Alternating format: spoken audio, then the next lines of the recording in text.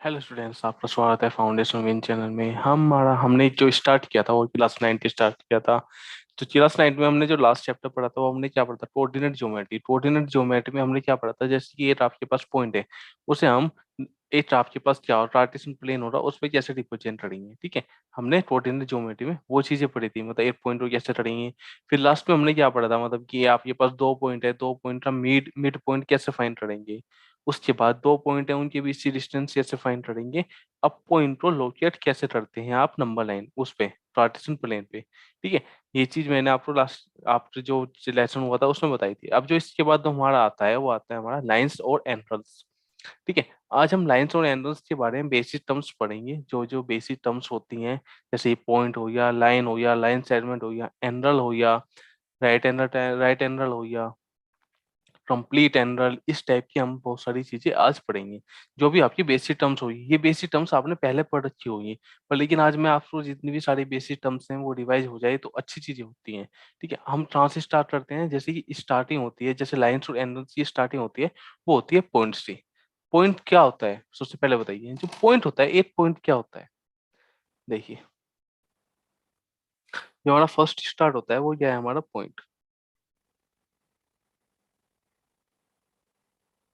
ठीक है, पॉइंट क्या है आपका, पॉइंट का मतलब क्या है, मैंने ये बना दिया जैसे कि ये है, ये क्या है, पॉइंट है।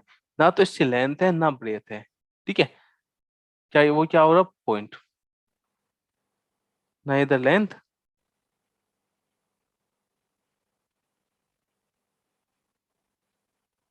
नोर ब्रेथ। ठीक है, ना तो इसकी क्या होगी, लेंथ होगी, ना ही इसकी ब्रेथ होगी। समझ में आया। अब पॉइंट के बाद आता है हमारी लाइन। जो लाइन होती है ये एक ब्रेथलेस लेंथ होती है, मतलब जिस चीज जो चौड़ाई नहीं होगी, एक लेंथ में ही होगी ओनली। मतलब जिस चीज ओनली लेंथ ही है वो क्या क्या रहती है, हमारी लाइन। ये क्या है, मैंने आपको क्या बताया, ब्रेथलेस लेंथ। ये क्या कहलाएगी, आपकी लाइन कहलाएगी। लाइन का मतलब मैंने क्या बताया आपका, ब्रेथलेस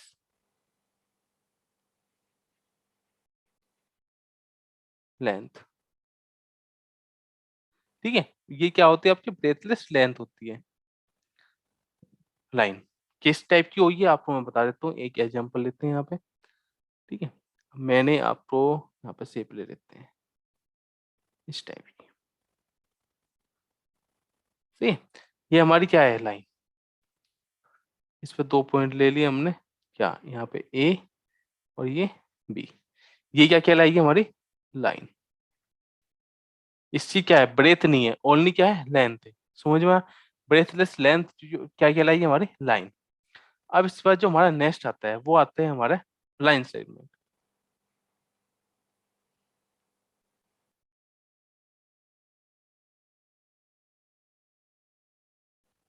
लाइन सेगमेंट क्या है, एक जो ये लाइन है इसी का ही एक पार्ट है, जो दोनों जिसकी हमें क्या पता होगी, एंड पॉइंट पता होंगे। मतलब क्या बताया मैंने, आपके लाइन सेगमेंट क्या है, it is a part of the line. Line का एक पार्ट हो रहा, जिसमें हमें इसके एंड पॉइंट भी पता है और स्टार्टिंग पॉइंट भी पता है, मतलब दोनों एंड पॉइंट हमें इसकी पता होंगे।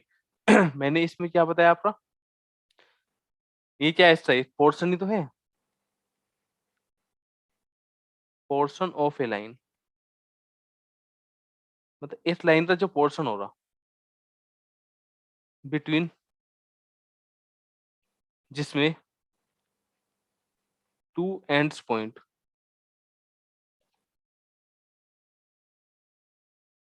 ए एंड बी। ठीक है, ये है। तो क्या कह रहा हूँ, इज कॉल्ड लाइन सेगमेंट।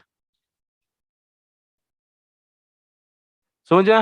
मैंने क्या बताया, इसी का ही एक पोर्शन है, ठीक है, जिसके दो एंड पॉइंट होंगे, और वो क्या कहलाएगा, हमारा लाइन सेगमेंट। होता कैसे है वो देख लीजिए अब आप।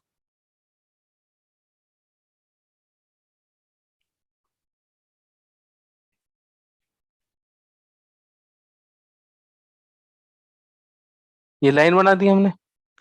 अब इसकी हमने क्या लेनी है, यहाँ से एक पॉइंट ये ले लिया हमने, ए, और एक पॉइंट ये एंड पॉइंट है। तो ये क्या कहलाएगा हमारा लाइन सेगमेंट। समझ में आया?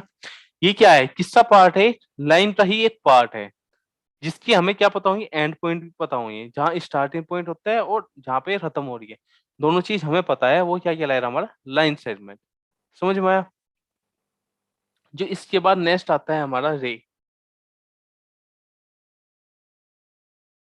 जो रे होता है, रे में हमें क्या पता होता है, स्टार्टिंग पॉइंट पता होता है, इसमें हमें एंड पॉइंट नहीं पता होता है। मतलब ये क्या है, one and point is known. इसमें हमें पता क्या होगा, एक ही एंड पॉइंट पता होगा, वो कौन सा होगा, स्टार्टिंग पॉइंट होगा। समझ में आया? इसकी डेफिनेशन में लिखते कैसे हैं, अरे इसी लाइन सेगमेंट को, जैसे मैंने ए पे कर दिया, ए पे फिर से हमने बी की तरफ जैसे इनडेफिनेटली टाइम्स हमने से बढ़ा दिया, तो हमारा क्या हो जाएगा, डे कहलाएगी। इसमें क्या पता है हमें, ये ए क्या है हमारे पास, वन एंड पॉइंट है, दूसरा हमें एंड पॉइंट पता नहीं है कहाँ पे जा रहा है वो। तो मैंने क्या बताया इसमें, लाइन सेगमेंट ए बी, जो लाइन सेगमेंट है ए बी, जब इसे व्हेन एक्सटेंडेड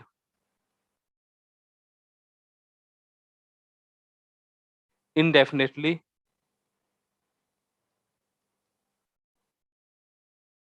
ठीक है, इन वन डायरेक्शन,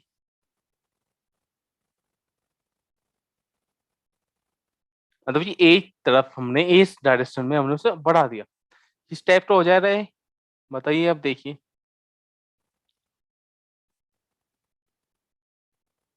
इस टाइप का हो जाएगा।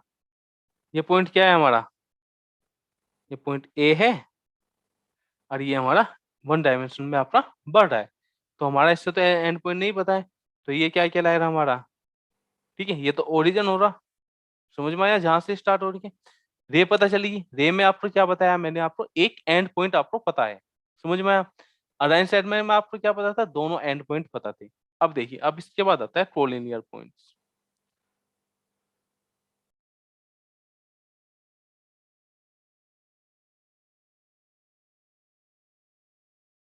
जो कोलिनियर पॉइंट्स का मतलब क्या है, अगर तीन या तीन से अधिक पॉइंट एक ही लाइन में एग्जिस्ट करते हो, मतलब एक ही लाइन पे हो, तो वो हमारे कहलाते हैं कोलिनियर। अगर एक लाइन में एग्जिस्ट नहीं करते हैं तो क्या कहलाते हैं, नॉन कोलिनियर पॉइंट। तो कितने पॉइंट, तीन या तीन से अधिक पॉइंट अगर आपके एक ही लाइन पे रिप्रेजेंट हो रहे हैं, तो वो कहलाएगा हमारा कोलिनियर। अगर रिप्रेजेंट नहीं हो रहे हैं, तो हम क्या कहलाएगा हमारा उसका, नॉन कोलिनियर। ठीक है,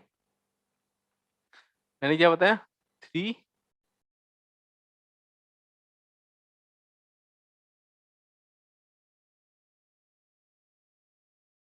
और मोर देन थ्री, तीन या तीन से अधिक points are said to be collinear. ठीक है, अगर क्या होंगे, कोलिनियर होंगे कब, if they lie on a same line. अरे एक ही लाइन पे लाई करते हो, अदरवाइज क्या कहलाएंगे, अदरवाइज क्या कहलाएंगे आपके, दे आर कॉल्ड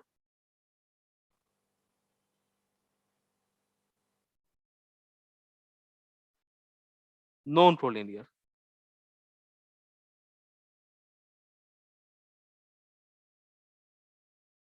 समझ में आया?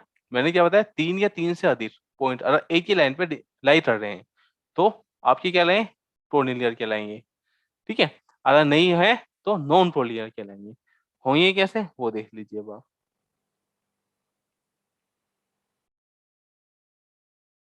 ये हमने एक लाइन बनाई, ठीक है, इस पे हमने तीन पॉइंट रखे हैं, एक पॉइंट ये, ए बी सी डी ई, ये सब पॉइंट किस पे लाइन रहे हैं, इसी लाइन पे लाइन रहे हैं ना, तो हमारे ये सब पॉइंट क्या कहलाएंगे हमारे, तो ए बी सी डी ई क्या है हमारे, ए ट्रोमा बी ट्रोमा C D and E are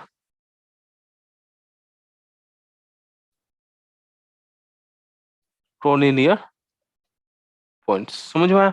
मतलब कि ये सब क्या कहलाएंगे आपके कोलिनियर पॉइंट्स। ठीक है। अब इसके बाद आता है एनरल।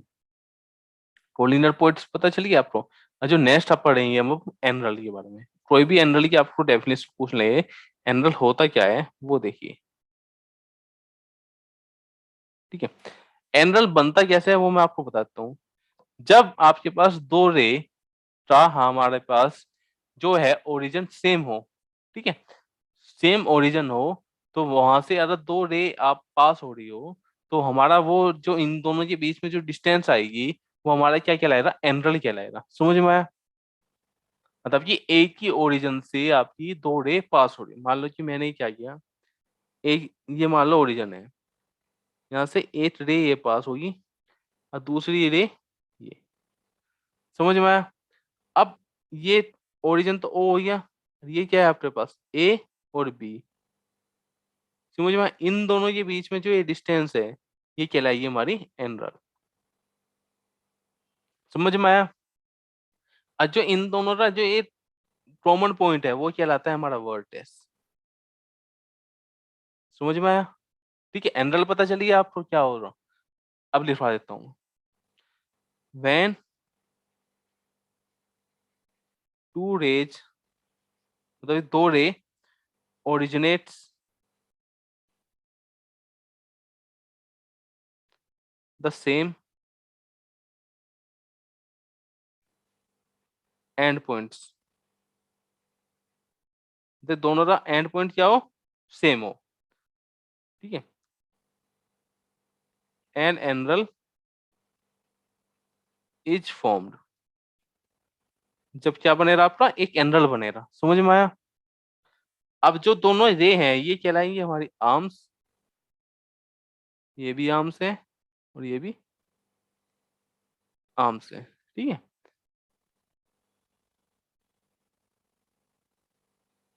ये हमारी सब क्या कहलाएंगे, आर्म्स कहलाएंगी। और जो इनका एंड पॉइंट है वो क्या, ये कॉमन एंड पॉइंट क्या कहलाएगा हमारा, वर्टेक्स। एन एनरल इज फॉर्म्ड, और जो ये टू रे है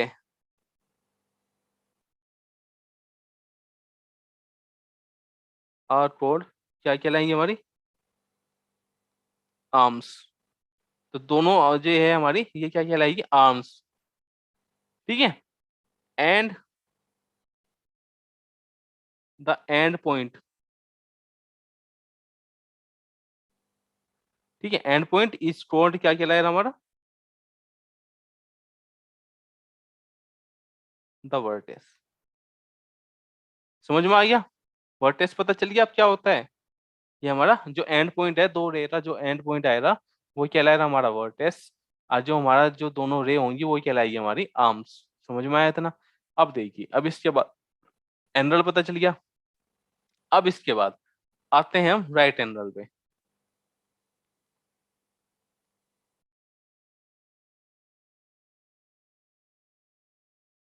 ठीक है। अब राइट एनरल का मतलब क्या है, अगर इन दोनों के बीच जो एनरल है अगर 90 का बन रहा है, ठीक है, अगर दो रे के बीच में एनरल अगर 90 का है, तो वो हमारा एनरल क्या कहलाएगा आपका, राइट एनरल। समझ में आया?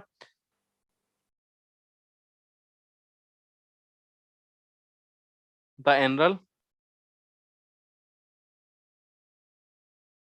ऑफ मेजर,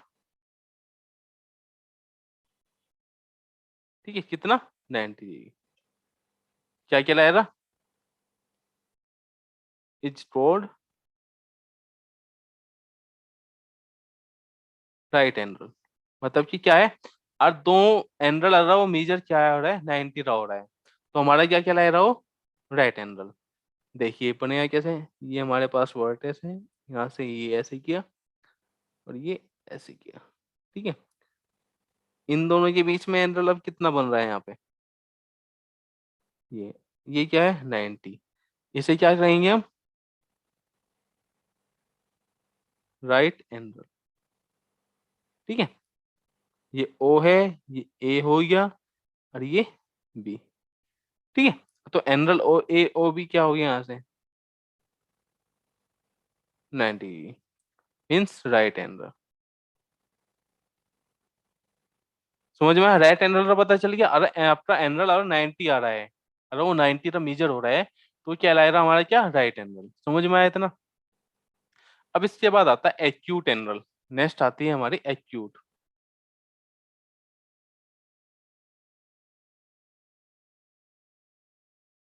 ठीक है।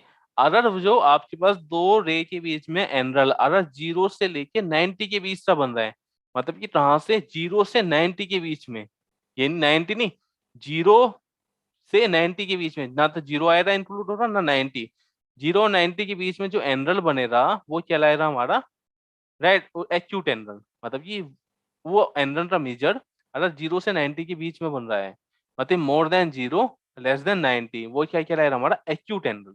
ठीक है, समझ में आया।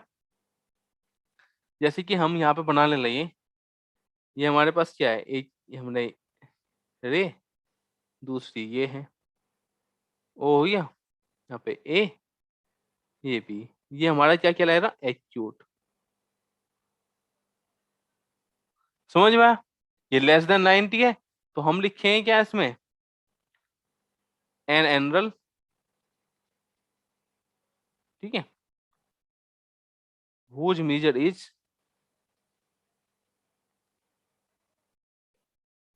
ठीक है, more than 0 degree and less than 90 degree. क्या कहलाएगा हमारा, इज कॉल्ड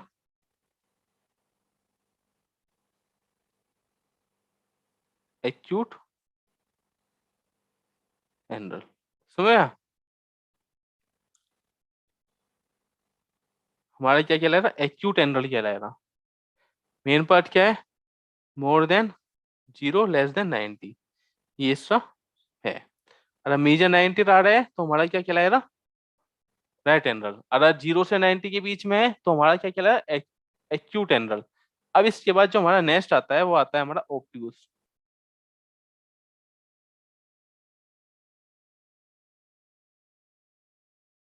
ऑब्ट्यूस एंगल का मतलब क्या है, अगर 90 से बड़ा 180 से छोटा, वो क्या हो रहा है हमारा ऑब्ट्यूस। बनाते हैं इसको, ये यहाँ से ये किया, ये बना दिया, ये ओ, ये ए, दिस इज बी, और जो ये एंगल बना है ये कौन सा बना है, ऑब्ट्यूस। सब 90 से बड़ा है, तो हम क्या लिख सकते हैं, an angle whose measure is more than,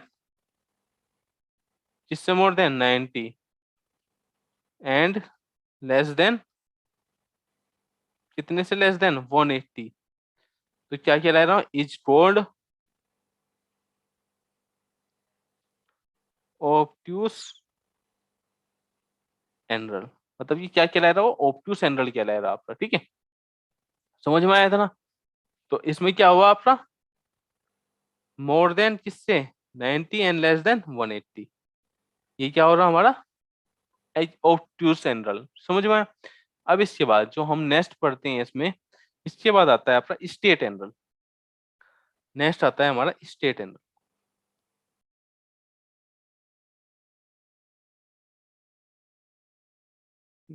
state angle का मतलब क्या है, वो एंगल जिसका मेजर कितना हो, 180। अगर कोई भी एंगल का मेजर 180 आ रहा है तो हमारा क्या कहलाएगा, स्टेट एंगल कहलाएगा। समझ में आया।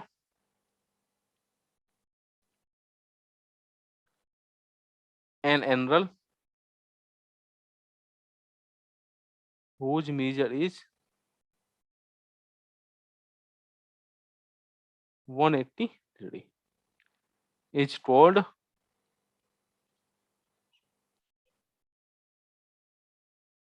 State angle. ठीक है, मैंने क्या बताया, एक एंगल है,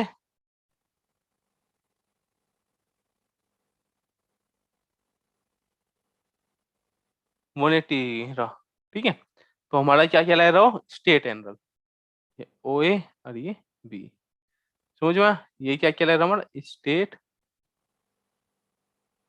एंगल, ठीक है। अरे आपका एंगल आ रहा है कितने आ रहा है, 180 रहा, वो क्या कहलाएगा हमारा, स्टेट एंगल।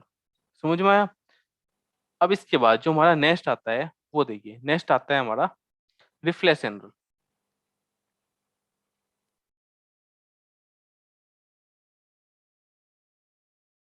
रिफ्लेक्स एंगल वो एंगल होगा जो किससे बड़ा रहा, 180 से बड़ा, 360 से छोटा, वो क्या कहलाएगा हमारा reflex angle. An angle whose measure is,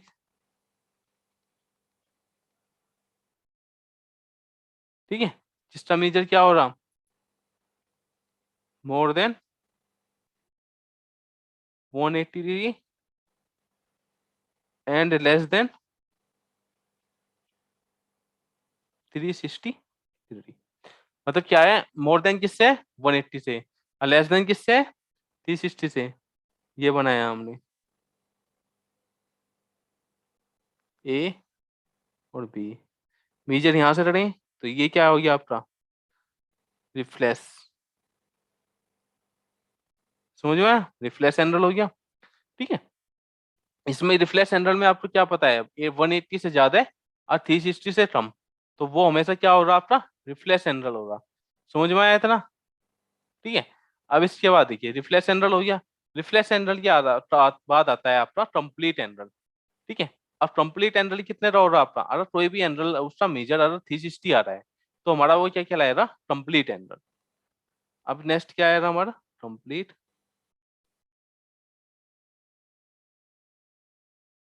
ठीक है। कंप्लीट एंगल क्या बताया, an angle whose measure is 360 is called complete angle, ठीक है। मैंने क्या बताया, कोई भी एंगल है उसका मेजर, ठीक है, ये हो 360, ठीक है, बस 360 हो तो वो क्या कहलाएगा आपका कंप्लीट एंगल, ठीक है। 360 मेजर कर रहा है तो वो क्या कहलाएगा आपका कंप्लीट एंगल। समझ में आया, ठीक है।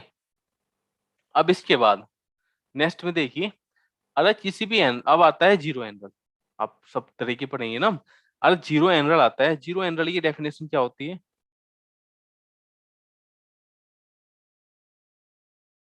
जीरो एंगल का मतलब क्या होता है, अगर दो आपके पास क्या है, वो एंगल जिसका मेजर क्या हो आपके पास zero, whose angle is measure कितना हो, जीरो हो, मतलब कि जिस एंगल का मेजर कितना हो, 0 डिग्री, वो क्या कहलाएगा हमारा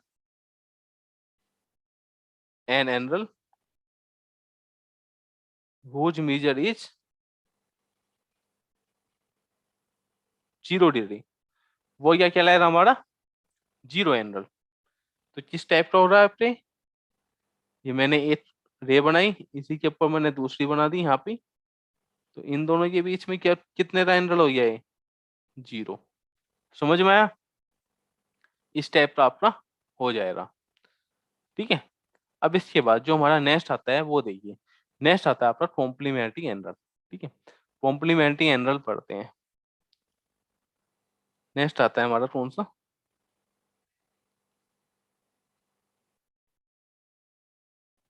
कॉम्प्लीमेंट्री एंगल, ठीक है। कॉम्प्लीमेंट्री एंगल क्या कहलाएगा, वो एंगल, वो दो एंगल जिनका मेजर कितना हो 90 डिग्री, तो वो हमारा कोई भी दो एंगल है जिनका सम अगर हमारा 90 डिग्री आ रहा है तो हमारा क्या कहलाते हैं, दोनों एंगल हमारे कहलाते हैं कॉम्प्लीमेंट्री एंगल। समझ में आया इतना, द एंगल्स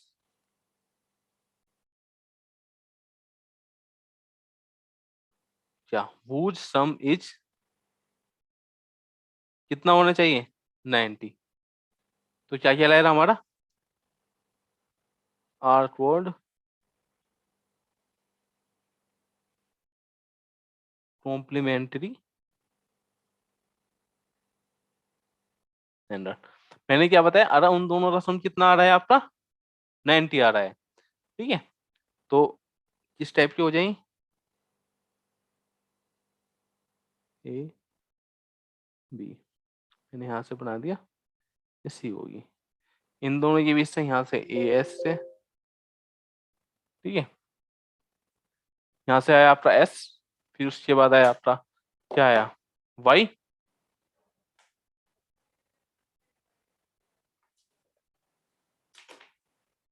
देखिए मैंने क्या बताया, ठीक है, एंगल है जिसका मीजर कितना है, और दोनों का सम कितना है, 90 आ जाए, ठीक है। तो वो क्या कहलाएगा हमारा, कॉम्प्लीमेंट्री एंगल, ठीक है। अब कॉम्प्लीमेंट्री ये मान लो क्या है हमारे पास, ये तो एस हो गया, और ये क्या हो गया, वाई। समझ में आया? तो इन दोनों का सम कितना आ जाए आपका, 90। अब मैं क्या लेता हूँ यहाँ से, इसके बाद angle A O C and angle कितना है, सी ओ बी और complementary.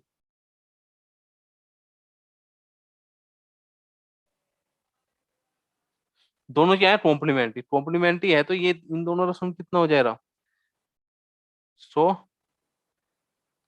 S plus y equal to 90। समझ में आया? दोनों का सम कितना हो जाएगा, 90, ठीक है। अब कॉम्प्लीमेंट्री तो पता चल गया, दोनों का सम कितना आ रहा हो आपका, 90 आ रहा हो। अब इसके बाद आता है सप्लीमेंट्री। ये बहुत ही बहुत आपने सुना भी होगा काफी बार, सप्लीमेंट्री। सेम ही है, वो दो एंगल जिनका सम कितना आ जाए आपका, 180। पिछले में क्या आ रहा था आपका, 90। अब इसमें क्या आ जाए हमारा, 180। अगर 180 आ रहा है दो एंगल का सम, तो हमारे वे क्या कहलाएंगे, सप्लीमेंट्री। समझ में आप क्या लिख सकते हैं, द एंगल्स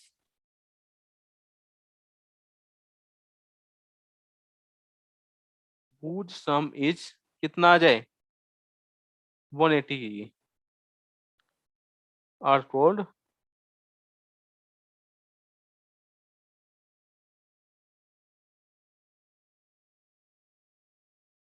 सप्लीमेंट्री एंगल। क्या कहलाएंगे हमारे, सप्लीमेंट्री। कैसे होंगे वो देख लेते हैं अभी, ठीक है। ओ ए बी सी, ठीक है। ये क्या मान लिया हमने, ये एस हो गया, ये वाई हो गया। अब हमें दोनों एंगल क्या है हमारे पास, ए ओ बी। तो दोनों एंगल क्या यहाँ पे गिवन है हमें, angle A O B and angle B O C are supplementary है।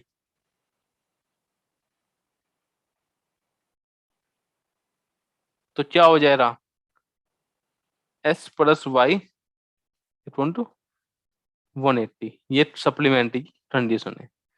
समझ में आया? दो एंगल का सम कितना आ रहा है आपका, अरे 90 आ रहा है, तो कॉम्प्लीमेंट्री हो जाएगा। और दो एंगल का सम आपका कितना आ रहा हो, 180 आ रहा है, तो क्या क्या रहा है हमारा, सप्लीमेंट्री। अब इसके बाद आता है एंगल बाइसेक्टर। एंगल बाइसेक्टर क्या होता है वो देख लीजिए आप। अब जो नेक्स्ट आती है हमारी, एंगल बाइसेक्टर,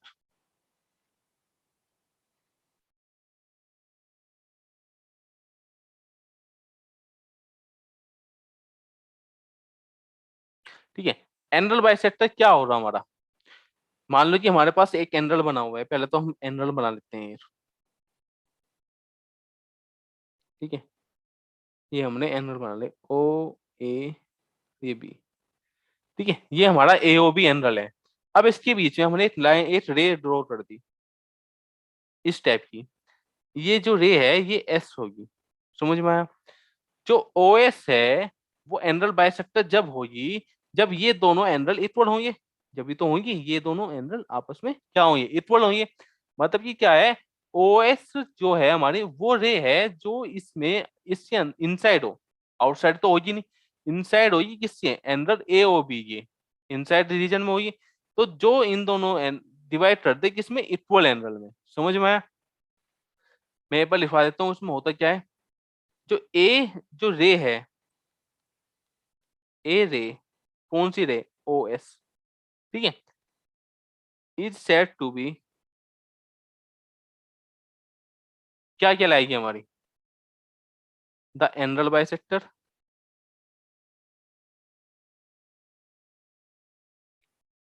तब एनरल बाइसेक्टर ऑफ एनरल बी ओ ए। एनरल क्या लिख सकते हैं यहाँ पे, किसकी एनरल बाइसेक्टर कहलाएगी, ए ओ बी की। ठीक है, इफ क्या हो रहा, जो एस हो रहा इज ए पॉइंट, कौन सा पॉइंट हो रहा आपका, which is interior of,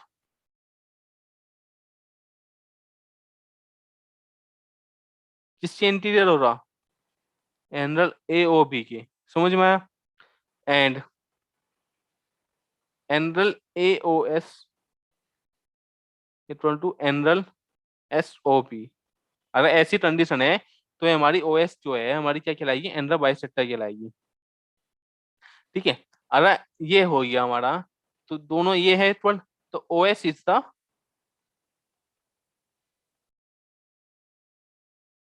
एनरल bisector of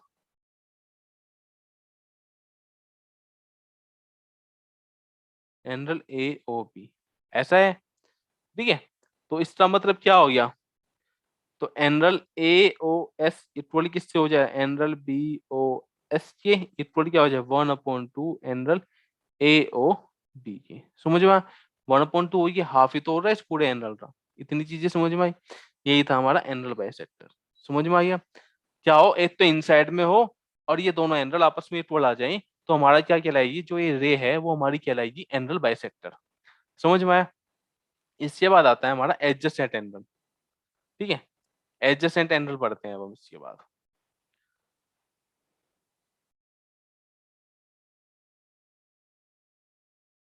adjacent angle, ठीक है।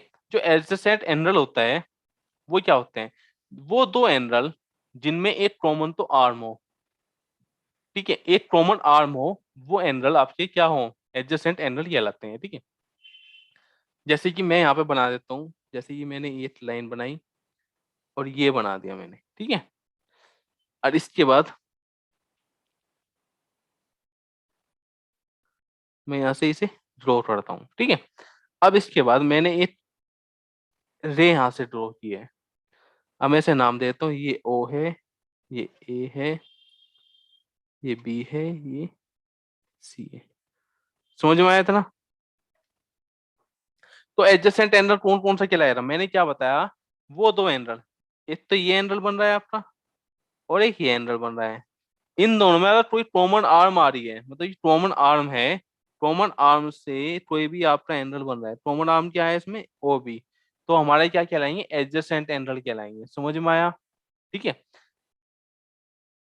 इतनी चीजें पता चली, मतलब कि कॉमन आर्म से अगर दो एंगल बन रहे हैं, मैंने मान लिया कि आपके पास कॉमन आर्म है, उससे एडजेसेंट एंगल बन रहे हैं, तो वो क्या कहलाएगी आपकी, कॉमन आर्म और सेम एंड पॉइंट होना चाहिए, ये चीज याद रखना, कॉमन आर्म और same and point.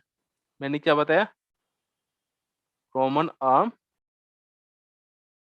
And same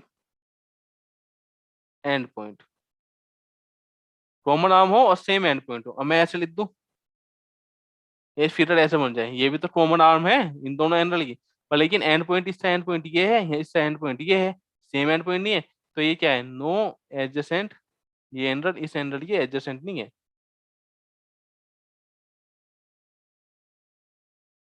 ठीक है, कॉमन आर्म और सेम एंड पॉइंट से आपके पास जो दो एंगल फॉर्म होंगे, तो वो क्या कहलाएंगे, हमारे एडजेसेंट एंगल।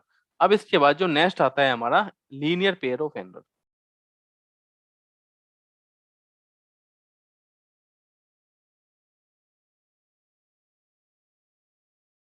ठीक है, लीनियर पेयर ऑफ एंगल्स का मतलब क्या है, अगर दो एडजेसेंट एंगल हैं, अगर उनका सम वो आपका कितना आ रहा है, आपका 180 आ रहा है, ठीक है, तो हमारा क्या कहलाएगा, हमारा लीनियर पेयर कहलाएगा, समझ में आया।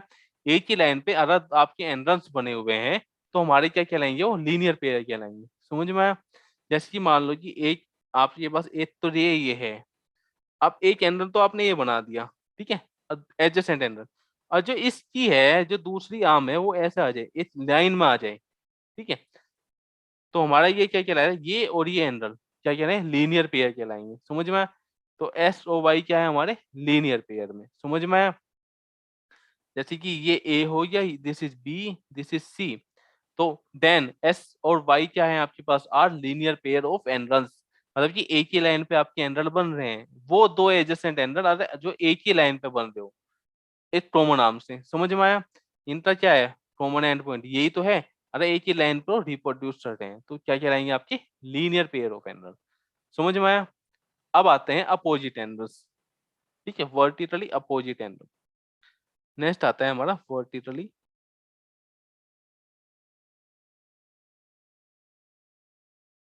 Opposite angle.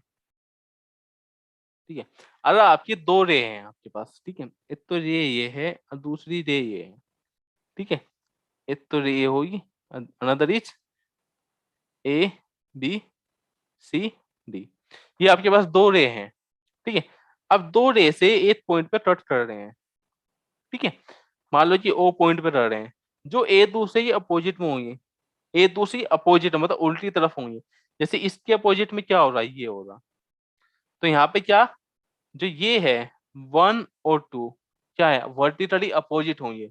हमेशा जो वर्टिकली अपोजिट एंगल होते हैं वो हमेशा इक्वल होते हैं। और ये 3 और 4 ये भी क्या होंगे आपके, वर्टिकली अपोजिट मतलब एक दूसरे के अपोजिट में होंगे। समझ में आया? वो क्या कहलाएंगे हमारे, वर्टिकली अपोजिट। मैंने क्या बताया आपके, one angle 1 and angle 2 are vertically opposite angle. Angle 3 and angle 4 are also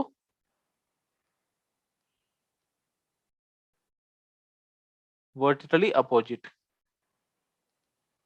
समझ में आया? अब जो 1 और 3 है एक ही लाइन पर बन रहे हैं तो ये क्या कहना है हमें, लीनियर पेयर एंगल। 2 और 4 के लिए भी हो जाएगा, 2 और 3 के लिए भी सेम हो जाएगा। समझ में आया था ना? ठीक है, आपके पास वर्टिकली अपोजिट पता चल गया। अब इसके बाद जो हमारा आता है इंटरसेक्शन लाइन। ठीक है, नेक्स्ट आती है हमारी इंटरसेक्शन लाइन। जो इंटरसेक्शन लाइन होती है, दो लाइन अगर एक दूसरे को एक ही पॉइंट पे इंटरसेक्ट करे। समझ में आया? मैंने क्या बताया, अगर दो लाइन एक ही आपस में एक दूसरे को कितने पॉइंट पे इंटरसेक्ट करे, एक पॉइंट पे, वो कहलाएगा हमारा क्या, इंटरसेक्शन लाइन। समझ में आया? तो हमारी क्या है, मैंने क्या बताया, ये एक लाइन ले ली, ये दूसरी लाइन ले ली, एक दूसरे को क्या कर रहे हैं, इंटरसेक्ट कर रहे हैं, कितने पॉइंट पे, एक पॉइंट पे कर रहे हैं। तो ये क्या कहलाएगी हमारी इंटरसेक्शन लाइन। ये ए बी सी डी, और जो ये जो इंटरसेक्ट पॉइंट आएगा ये कहलाएगा हमारा पॉइंट ऑफ इंटरसेक्शन। ठीक है मैंने क्या बताया, जो इन दोनों का कट पॉइंट आएगा वो क्या रहेगा हमारा पॉइंट ऑफ इंटरसेक्शन।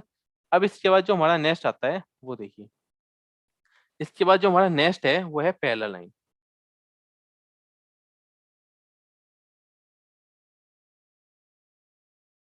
ठीक है, पैरेलल लाइंस क्या होंगी आपकी,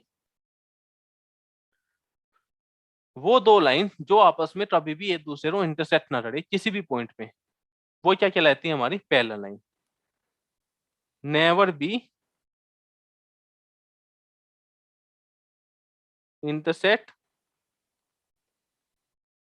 ईच अदर, मतलब एक दूसरे को कभी भी इंटरसेक्ट ना करे। एक तो लाइन ये बना दी, दूसरी मैंने ये बना दी। ठीक है, ये दूसरे को क्या कर रही है, इंटरसेक्ट नहीं कर रही है, तो ये क्या कहलाएगी हमारी पैरेलल लाइन। मतलब पैरेलल लाइन मैंने क्या बताया, कभी भी एक दूसरे को इंटरसेक्ट नहीं करेंगी, वो हमारी क्या कहलाएंगी, पैरेलल लाइन। इतना समझ में आया? ये थी आपकी जो बेसिक टर्म्स है वो सब चीजें। जो हमारा मेन चीज है वो हमारी होगी नेक्स्ट क्लास से स्टार्ट, वो जो जल्दी हो जाएगा। मैंने आपको बेसिक टर्म्स इसलिए बताई हैं क्योंकि जब मैं ये चीजें पढ़ाऊंगा तो उसमें बीच में आएगी कहीं पे कंफ्यूजन हो रहा तो वो आपको दूर हो जाएगा। ये सब चीजें आपके बेसिक टर्म्स है, ये आपको सब चीजें पता होनी चाहिए। आज की क्लास में इतना ही रखते हैं। Thank you.